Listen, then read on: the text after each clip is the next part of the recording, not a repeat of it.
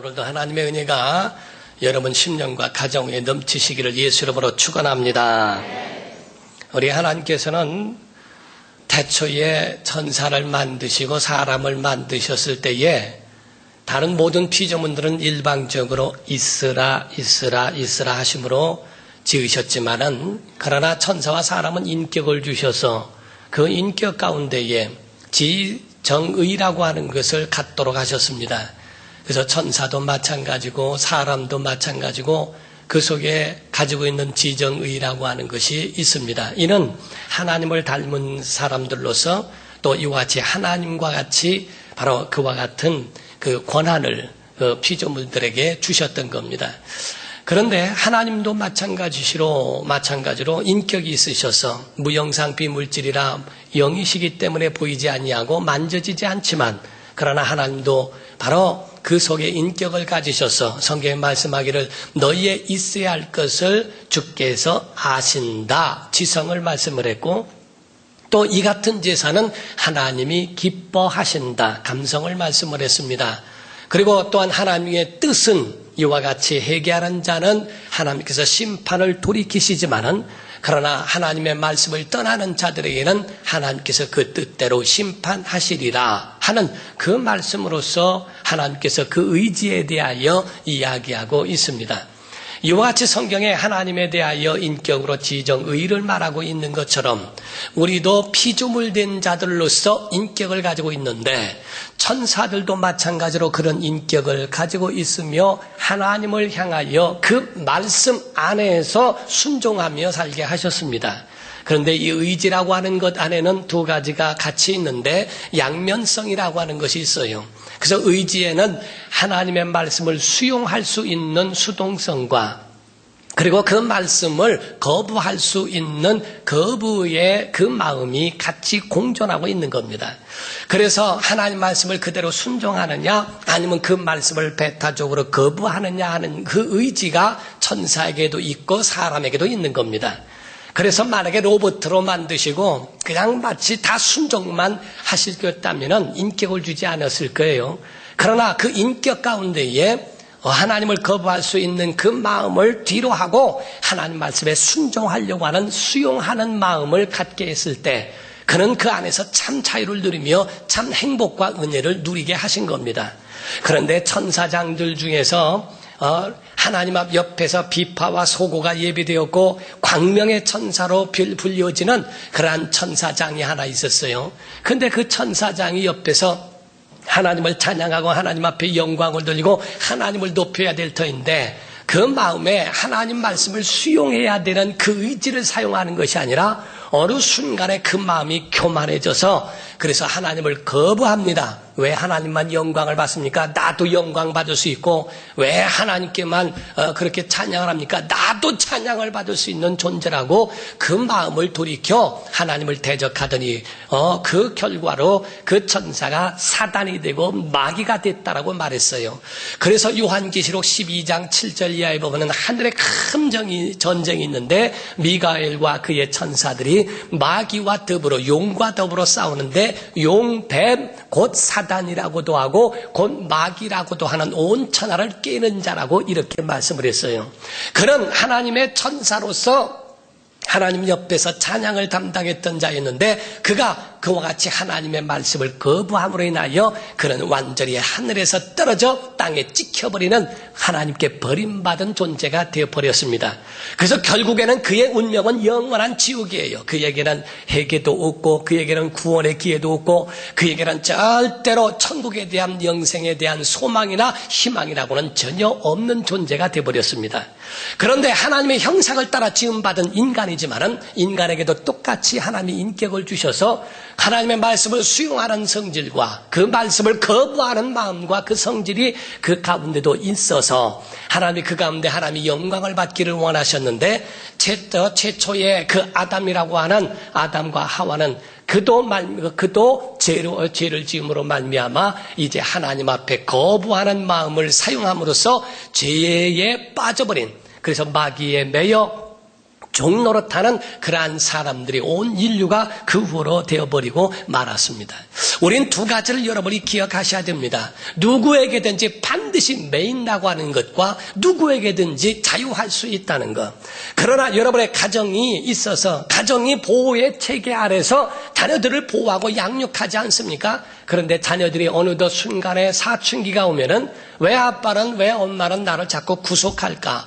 왜 나를 자꾸 가둬놓으려고 할까? 나는 자유롭게 하고 싶고 내 마음대로 살고 싶겠다고 하는 그런 마음을 갖고, 그리고 비행 청소년과 같이 방황하는 청소년들이 얼마나 많이 있는지 몰라요. 그런 마음을 사용하게 할 때에 가정을 떠나면 편할 것 같고 참 자유할 것 같죠. 가정에선 자유할지 몰라도, 가정에서 떠나 사회에서는 자유할지 몰라도 그 순간 그때부터 이제 어둠의 영에 매이게 되어버렸고, 그 마음은 그때부터 어둠에 갇혀져 버리는 또 다른 구속, 또 다른 그런 매여져 버리는 안의 구속까지도 함께 아주 잔인하고 아주 무서운 그 구속이 기다리고 있다는 것을 모르고 있다 이 말이에요. 하나님께는 자유할 수 있어도 바로 죄에 매이게 됐고, 그런 말미암아 마귀에게 매인 존재가 된 것이 곧 인간이 되어 버렸습니다. 우리는 펭귄이라는 걸 아십니까? 펭귄은 새에 대하여 이야기하고 지구상에서 날지 못하는 유일한 새가 펭귄이라고 말합니다. 그러나 펭귄은 지구상에서 물속에서 나를 수 있는 그러한 새로서는 유일하게 펭귄이라고 이야기합니다. 우리는 물고기를 위하여서는 물을 준비하셨고, 새를 위하여서는 하늘 공중을 준비하셨고, 그리고 들을 준비하신 것은 짐승들을 위하여 들을 준비하신 거예요. 하나님이 그 가운데에 있어야 자유하다는 겁니다. 물고기가 가만히 다니다 보니까 막 다니다가 펄쩍 뛰어버렸더니 펄쩍 뛰어서 올라오면서 밖을 보니까 육지가 있어요. 어라, 육지가 있고 더 좋은 곳이 있는데 내가 왜 물속에 갇혀 사는가? 나 여기서 물속에서 나가겠다고 해서 물속에서 뛰어나가는 순간에 물고기는 거기에서 완전히 죽음을 맛보게 되지 않습니까? 물고기는 물 안에 있을 때 자유할 수 있는 것처럼, 그것처럼 새들이 하늘에 날려 다니면서 자유를 누릴 수 있는 것 같이 모든 인간과 모든 피조물은 하나님의 말씀 안에 있을 때 자유할 수 있다는 것을 믿으셔야 됩니다. 그래서 하나님 말씀 안에 에덴 동산과 같이 그 안에 있을 땐 참 행복이 있어요. 참 자유가 있어요. 참 행복과 은혜가 넘치지만은 하나님을 떠난 곧 죄를 범하는 순간서부터 그런 가시와 은건키를 내는 그러한 땅에서 살아야 하며, 질병으로 인하여 마귀 뱀에게 물려 깨물리는 신세가 되어버립니다. 그의 영혼의 영원한 형벌을 받을 수밖에 없는 그런 존재가 되어버리지 않습니까? 그래서 하나님께서 아들을 이 땅에 보내주신 그 이유가 뭔가, 목적이 무엇인가? 왜 하나님의 아들을 보내서 십자가 갈보리에서 죽임을 당하게 하시고 그 피를 흘려 우리를 위하여 대신 속죄를 이루게 하셨는가? 그 원인, 그 이유, 그 목적은 하나라는 겁니다. 자유하게 하시기 위해서. 공생애를 사실 때에, 처음 시작하실 때에 고향에 오셔서 성경을 피셨어요. 성경을 피셔서 그 말씀을 읽으셨습니다. 누가복음 4장 18절에 보니까 예수께서 읽으신 구약의 성경의 말씀을 봉독을 하셨는데, 곧 그 가운데 가난한 자들에게 복음이 전파되며 그들에게 포로된 자를 자유케 하고 눌린 자들에게 자유하게 하시는 선포를 하셨다라고 성경은 말씀하셨어요. 죄에 매여 있는 인간들에게 예수 오심으로 인하여 자유가 선포된 것이고, 예수께서 병으로 고통당하고 있는 자들에게 예수께서 오셔서 자유를 선포하심으로 병에서부터 노임을 얻을 수 있도록 은혜를 주신 겁니다. 그래서 유대인들은 율법에 매여 살았고 죄에 매여 살았고, 세상 사람들은 전부가 마귀에게 종노릇하는 그런 신세가 되어 참 자유가 그 속에 없는 자가 되어버렸어요. 온 인류가 다 그 가운데에 자유를 잃어버린 자들이 되었는데, 예수 오심으로 인하여 참 자유를 선포하시고 예수 그리스도 안에서 참 자유한 그런 자유인의 신앙을 가질 수 있도록 은혜를 주신 겁니다. 한국이란 나라가 어떻습니까? 한국이란 나라가 정말 많은 시련과 그 핍박과 박해, 모든 전쟁과 가난과 질병과 이런 것들로 싸워야 하는 것, 그런 삶을 살았던 것이 바로 이 세상에 살아가는 참 고된 그런 민족 중에 하나가 한국이었습니다. 고려와 또 조선이라고 하는 나라에 대하여 살고 있을 때에 복음이 들어왔어요. 선교사가 한국에 처음 들어왔을 때의 선교 보고 가운데는 제가 몇 번 말씀을 드렸습니다만 보고 가운데에 뭐라고 씁니까?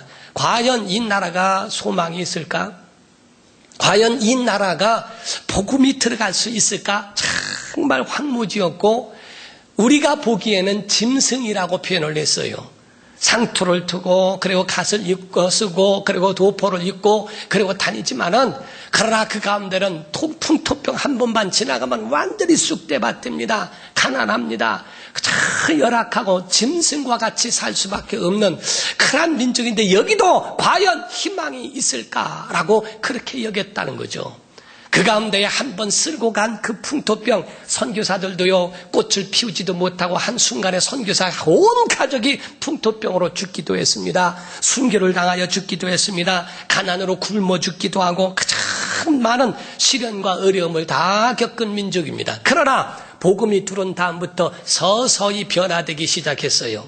일제의 강점기를 거쳤고 그리고 그 가운데 6.25를 다 거치며 보릿고개를 거쳐가는 동안에도 요 수십 년 동안에 엄청난 변화가 옵니다. 기독교의 성장과 함께 우리나라에도 정치, 경제, 문화, 사회까지 전부가 큰 영향을 끼치게 되었습니다. 전쟁으로 황폐했고 질병으로 신음했으며 가난 가운데 처참하고 우상에 사로잡혀 있는 그러한 한국이란 이 나라에 이제는 하나님이 경제 대국으로 우뚝 설 수 있는 하나님의 은혜를 베풀어 주셨습니다. 하나님의 은혜인 줄 믿습니다. 하나님의 우리나라를 바라보시고 우리에게 불쌍히 여겨주신 하나님의 은총인 줄 믿습니다. 여러분 이것이 바로 하나님의 주신 그 우리나라를 향한 하나님의 축복이에요. 그전에는 한국을 얼마나 무시하고 했는지 몰라요. 근데 요전번에도 목사님들이 어떤 해외를 가서 이렇게 탐방을 하는데 이게 한국이 어디냐고 뭐쩌고 저쩌고 하니까 거기서 그냥 전부가 모여서 그랬대요. 대한민국 그랬더니 알다고 그러더래요. 그러니까 그렇게 알리만큼 그전에는 그거를 모르고 한국이라는 나라에 대해서 관심도 없었죠. 그런데 이렇게 선교사들이 많이 파송되고 이렇게 경제되고 있는 건 참 이건 놀라운 세계적으로 놀라운 나라가 되었다고 이야기합니다. 제가 러시아를 가더라도 항상 물어보는 가운데에 말하는 것은 그 까레아라고 하는 거기서는 코리아를 까레아라고 그러는데 이 까레아라는 작은 그러한 나라가 이 큰 러시아를 선교하러 온다는 것에 대해서 너무너무 충격을 받습니다. 정말 이와 같이 하나님이 복을 주신 이유가 뭔가? 이와 같이 그 나라에 무엇이 있기에 하나님이 그렇게 그 나라에 이와 같은 하나님이 복을 주셨는가? 사랑하는 성도 여러분, 자유하면 행복하죠. 그러나 그 속에 구속이 있게 되면 자유하지 못한 사람들에게는 불행함이 있습니다. 북한이라는 나라는 말 한마디를 자유롭게 할 수 있습니까? 말 잘못하고 그것이 올라가기라도 하면은 순간에 잘려버립니다. 아주 숙청당하기도 하고 죽임을 당할 수도 있고 그 가운데에 조금이라도 뭔가 욕심을 내게 되면 부르주아 사상 때문에 그 가운데에 거기에 반대되는 것에 대해서는 자유롭지 못하고 이쪽에서 저쪽 도로 간다 할지라도 거기에 대한 통행에 대한 그런 증을 갖지 않으면 함부로 갈 수 없어요. 남한이라고 하는 이 대한민국 대통령을 욕하고 뭐하고 도에 지나칠 만큼 그렇게 해도 잡아가지 않습니다. 어느 도를 가더라도 자기 차만 가지고 얼마든지 갈 수 있고 자기가 거기에 갈 수 있는 그런 모든 영역에서는 참 자유할 수 있어요. 자유하면은 그와 같이 행복함이 있고 자유하면은 그 가운데에 참 자유를 만끽할 수 있는 그러한 그 소중한 그런 기쁨도 그 안에 있지 않습니까? 군대도 보면은 그 안에 가면 밥도 줘, 옷도 줘, 모든 거를 다 주고 사는 것 다 똑같은데도 거기 싫은 것은 자유함이 없어서 그렇거든요. 과연 여러분과 저는 어디에 있는가? 자유라고 하는 건 밖의 상황의 자유보다도 내 안에 진정한 참 자유가 그 속에 들어있는가? 한국이란 나라가요, 특히 뭐에 붙잡혔습니까? 미신에 붙잡혀 있었어요. 그래서 복음이 들어오기 전에는 상당히 아주 미신과 우상 숭배에 대하여 다 거기에 쪄들어 있었던 그런 시절이었습니다. 우리가 결혼을 하더라도 사주 단자를 갖다 보내야 됩니다. 이사를 하더라도 날짜를 잡아야 됩니다. 손 없는 날이라고 그래요. 그 손 없는 날이라는 말이 뭐냐면은 각각 그 집마다 그 집에 수호신이 있다는 거예요. 그 집을 지키는 수호신 보고하는 먹는 텃세를 부리고 나를 핀다는 겁니다. 근데 그 보고하러 가는 그 벼슬 때에 싹 옮겨놓으면 괜찮대요. 없는 날이요. 어느 묘자를 해도 상관이 없습니다. 어디다 하더라도 보기 나쁘지 않고 우리 집도 마찬가지로요. 우리 집도 참 제가 목사가 안 됐으면 제가 뭐가 됐을지 저도 모르겠어요. 왜냐하면 우리 집이 원체 미신적이거든요. 우리 할아버지가 직관이셨고 사주, 궁합, 팔자 그런 것에 대해서 아주 거기에 통달하신 분입니다. 저희 아버지도 거기에 대해서 우리 할아버지에게 배우셔가지고서 다 볼 줄 알으셨어요. 저도 옆에서 들어가지고 다 알아요. 그래가지고서 저도 할 거 없으면 아마 길거리에서 앉아가지고서 사주 봅니다 이럴지도 몰라요. 제가 머리다 댕겼다고. 그런데 목사가 됐으니까 그런 것에 매이지 않습니다. 정말 하나님의 은혜 가운데서 이와 같이 하나님의 사람으로 참 자유해졌다는 것이 얼마나 감사한가. 장례를 치르더라도 요즘에는 3일장이 거의 끝입니다. 옛날에는 7일장, 9일장, 11일장, 13일장까지 해요. 그래서 13일장까지 할 때에 모든 친척들을 13일간 먹이면은요, 된장, 고추장 다 빌려와서 먹여야 된다는 거예요. 그 손님을 다 치르고 나면은, 초우, 제우, 사무 있죠? 사무 보고 다 가더라도 3년상이라는 게 또 있어서, 제대로 하려면 3년 동안에 운막을 짓고 산소를 지켜야 될 뿐만 아니라, 등등 자기 방을 하나 만들어서 거기다가 영정을 갖다 놓고, 거기서 밥 하나 올려놓고 등등 인사를 해야 되고, 3년간을 누려야 됩니다. 이 모든 것들을 전부 다 그런 것들을 하나로 다 만들어 놓고 그거를 다 세웠다. 미신에 사로잡혀서 그거를 벗어나지 못하는 사람이 얼마나 많은가. 아마존에서 그 정글에서 선교하는 선교사의 이야기를 들어봅니다. 그 가운데 가보면요, 그 선교사가 거기 가가지고 얼마나 고생을 하는지. 그러나 그런 자유롭다는 거예요. 행복하다는 거예요. 그런 연세대를 나왔고 국문과를 나와서 그래서 고등학교 교사를 하고 있다가 은혜를 받은 겁니다.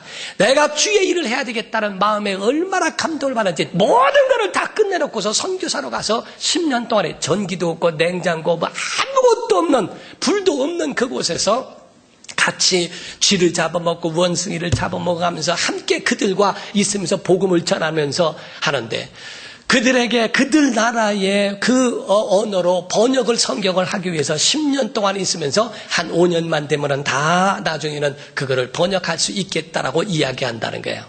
그러면서 그 가운데 말하는 것이, 없는 단어가 있는데 감사가 없대요. 그 부족에게 감사라는 단어가 없어서 그거를 만들어야 되고, 예수와 십자가 이런 것에 대한 언어가 없으니까 그 언어를 만들어서 다시 그거를 알려줘야 되고 가르쳐주고 하는데, 거기에 이야기를 들어보게 되면요, 11살이 된 여자아이 같은 경우는 초경을 하게 되는데, 초경을 할 때 생리를 하면은 피를 볼 때에 그거를 거기에 대해서 무지하니까 그거를 보고서 그 아이를 움막에다 가둬놓고 1년 동안을 부정하다 해서 1년 동안을 가둬놓는다는 겁니다. 배설한 거나 이런 거를 치울 수가 없어. 악취가 나죠. 먹을 거는 어머니가 하루에 한 번 갖다 준 것 가지고 연명하면서 1년을 버텨낸다는 거예요. 그리고 1년 만에 나오는 날이 되면 온 동네 사람이 가가지고 나오는 아이를 때려가지고 피를 내게 만들어서 피투성이가 되게 하는데, 그래야 그 피에 대한 저주가 끊어진다고 여긴다는 거예요. 우리 거기서 안 태어난 것만라도 참만 다행이에요. 여자분들 오늘 감사헌금 해야 돼요. 이거 아주. 그런데 정말 이와 같이 그렇게 얻어맞고, 그런데 한 번은요, 그거를 어떤 사람이 그게 아니라고 얘기해도 지난 모든 것을 반응을 못하는데 한 번은 흘려 주었대요. 그 여자아이가 나오는 그날에 설교할 기회를 주는데, 그때 뭐라고 설교를 할까? 그들과 부딪히고 반대에 부딪히면 다 복음이 들어가기가 어렵고, 그렇다고 복음을 말하지 아니할 수 없는데 하나님의 지혜를 주시더라는 겁니다. 맞습니다. 여인에게도 구약에 보면은 여인도 또 생리할 때에 부정하다라고 성경은 말했습니다. 당신들이 말하는 말이 맞습니다. 그러나 그 여인만이 아니라 온 모든 세계 사람들은 다 부정합니다. 모든 사람들이 전부가 다 저주 아래 있는데, 이 저주를 물리칠 수 있는 유일한 방법이 성경에 있는데, 그 피는 아이의 피가 아니라 예수의 피밖에 없습니다 하고 얘기했어요. 예수의 피만이 저주를 끊을 수 있고, 예수의 피만이 모든 사망과 이러한 저주의 운명에서부터 벗어나게 할 수 있다라고 증거했다는 거예요. 바로 이와 같이 우리에게 있어서는 하나하나 그들이 이제 변화되기 시작합니다. 무지가 깨어지기 시작하는 거예요. 구약에도 하나님께서 장자를 멸하신다고 할 때 죽음의 천사를 보낼 때에 어린 양을 죽여 그 피로 문설주와 임방에다가 바르면 피를 볼 때 넘어가리라. 피를 볼 때의 저주를 끊으신다고 하셨는데 하물며 예수 그리스도의 피가 우리 안에 있다면 하나님의 우리를 얼마나 기뻐하시며 그 모든 저주를 끊어주실 것이라는가. 우린 영혼이 깨어야 합니다. 정말 여러분의 영혼의 주 예수 그리스도 안에 참 자유를 누리기를 예수 이름으로 축원합니다. 예수 오시기 이전과 예수 오신 이후가 다르다 이 말이요. 예수 믿으면 그 속에 자유하다는 거예요. 죄에서 자유할 수 있습니다. 율법에서 자유할 수 있습니다. 질병과 사망에서부터 자유하고 저주에서부터 끊어지는 은혜가 우리 속에 있다 이 말이에요. 저주 가운데 있는 그곳에서부터는 자유하게 하기 위해서 예수께서 머무시는 곳곳마다 참 자유가 있었습니다. 병 가운데 있는 자들에게 고침을 받았고 죽은 자도 살아났습니다. 예수께서 가시는 곳곳마다 참 자유에 대한 엄청난 역사가 예수 계시는 그곳만 있었거든요. 많은 문둥병자가 나병 환자가 있었어도 다 고침받은 것이 아니라 예수 앞에 나온 심령들만 고침받습니다. 죽은 사람들이 다 살아난 것이 아니라 예수 그리스도 앞에 있는 그 영혼들이 살아났습니다. 과연 우리가 주님 앞에 있고 주님의 능력을 경험하며 사는가? 미국의 코카콜라 창시자인 캔들러라고 하는 사람이 있다고 그래요. 그 사람은 원래 알코올 중독자였다는 겁니다. 그런데 알코올 중독자로서 자기 자신도 어떻게 감당할 수 없는 사람인데 그에게 참 축복이 하나 있었던 것은 그의 부인이 예수를 믿는 사람이에요. 그래서 포기하지 않습니다. 자기 남편을 위하여 끝까지 기도합니다. 기도하다가 교회에 데리고 오고 은혜를 받게 하려고 큰 많은 애를 쓰는데 하루는 이야기를 하더래요. 이 알코올 중독은 사실상 내 마음대로 되는 게 아니라고 고백을 하더랍니다. 그 아내는 계속 포기하지 아니하고 그 고백한 마음을 붙들고 하나님 앞에 기도하더니 어느 순간에 이분이 은혜 받았어요. 끊어졌습니다. 하나님 앞에 나와 은혜 받으니까 끊어지더라 이 말이에요. 중독이라는 건 내 마음대로 되지 않는 게 중독이에요. 내 마음대로 그거를 끊을 수 있다면 뭐가 걱정이겠어요. 그러나 내 마음대로 끊을 수 없고 내 마음대로 조절할 수 없는 것. 오늘 현대인들은 현대병의 중독이 얼마나 많습니까? 그거를 조절할 수 없는 것들이 얼마나 많은가. 자유한 사람은 매이지 않습니다. 하나님의 영광의 나라에 들어가는 믿음의 사람으로서 천국에는 매이고 참다운 의로운 것과 참다운 믿음에 대한 하나님의 사랑과 그 은혜에 대하여 매일 수 있어도 세상에 매이지는 않는다는 것을 성경은 말씀합니다. 사랑하는 성도 여러분, 예수 안에 있기를 예수 이름으로 축원합니다. 예수 안에서 여러분 참 자유를 선포하시기를 주 이름으로 축원합니다. 자, 내 영혼아 주 안에서 자유하자. 세 번 시작. 내 영혼아 주 안에서 자유하자. 내 영혼아 주 안에서 자유하자. 내 영혼아 주 안에서 자유하자. 정말 여러분 세상에 매이지 말고 주의 은혜에 매이시기를 주 이름으로 축원합니다. 잠수부가 물에 들어갈 때는 납덩어리를 허리에 차고 들어간다고 그래요. 그래야 물에 가라앉는다는 겁니다. 물에 가라앉기도 하고 산소통을 메고 또 그 가운데 오를 수도 있고 내릴 수도 있는 자유롭게 할 수 있도록 장비가 필요한 것처럼 믿음의 사람, 세상 사람들은 죄에 매이고 하나님께는 자유하다고 하나 그 멸망, 그 운명은 멸망입니다. 예수의 사람들은 세상에는 자유하나 하나님께는 매여 있고 은혜의 사랑 가운데 있어요.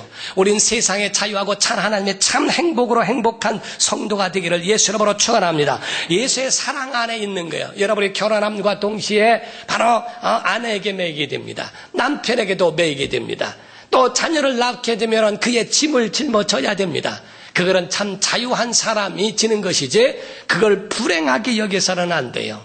바로 아내에게 매이는 것도 행복합니다. 남편에게 매이는 것도 행복합니다. 그 자녀들을 위하여 돌보면서 그 가운데 참 행복을 느낍니다. 우리는 자유로운 사람, 정말 참 믿음 가운데서 억지로 율법적으로 신앙생활 매여서 하지 말고 신앙생활은 참 자유인답게 믿음으로 주 앞에 나와 예배하고 기도하고 하나님의 은혜를 사모하여 얻는 복된 심령과 성도 되기를 예수 이름으로 축원합니다. 기도하시겠습니다. 이 시간에 다 같이 통성기도 할 때 하나님 매여 신앙생활하지 않게 하시고 죄에도 매이지 않게 하시고 세상에도 매이지 않게 하시고 자유하되 하나님의 말씀에는 매이게 하여 주옵소서. 정말 그 말씀으로 살아갈 수 있는 이 양면성이 우리 영혼에 임할 수 있도록 붙잡아 주옵소서. 다 같이 간절한 마음으로 통성으로 기도하겠습니다. 살아계신 하나님 아버지, 하나님의 은혜와 사랑을 감사를 드립니다. 영혼의 힘과 능력과 권능을 더하여 주시옵소서.